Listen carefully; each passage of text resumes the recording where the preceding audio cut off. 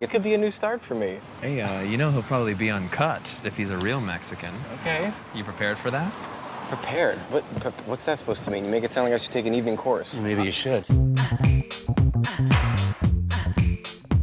Episode 2 is called Looking for Uncut. The whole kind of uncut element of the story is really about Patrick deciding he's going to go for something different. I think one of my favorite scenes in the episode is Patrick's first date with Richie, because it's so awkward and funny. I think everyone has those experiences of being on first dates. It's kind of a universal thing.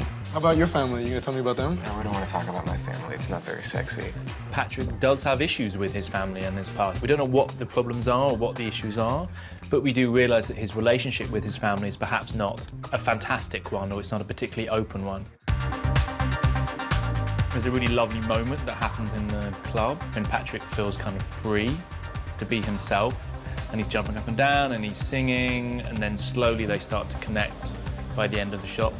And I remember watching it on the set, and it just really reminded me of like that kind of excitement that you feel when you first realise you're connecting with someone. He does feel a strong emotional connection in some way to Richie. It's more than a sexual encounter. Oh, I'm sorry. Here, we should go in here, right? Mm-hmm. But that's what Patrick turns it into. He decides it's gonna be this hookup. I am so sorry that I made your life a whole sack of shit. I'm sorry that I took advantage of you and treated you like an asshole when you weren't at all. In 102, we see Dom's confrontation with Ethan, which has been quite some time in the making, years in the making even. Dom's pretty lost in this episode, and he's kind of harking back to a period earlier in his life when perhaps he felt there was more opportunity in his life, that things were going well, he could see the future wide open. And obviously Ethan turns out to be a bit of a douchebag.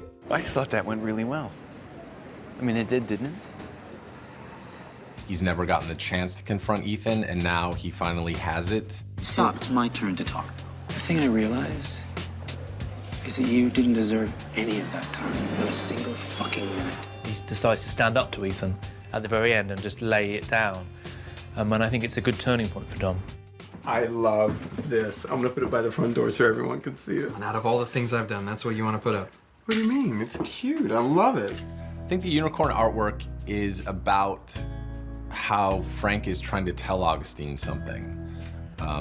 But I don't think Augustine is hearing him.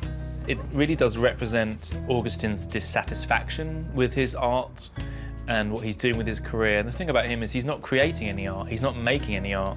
I think it was nice for us to tell a story about an artist that's basically struggling to find out if he is actually an artist. I think he has a lot of very lofty aspirations for himself, and that may cause some problems for Augustine.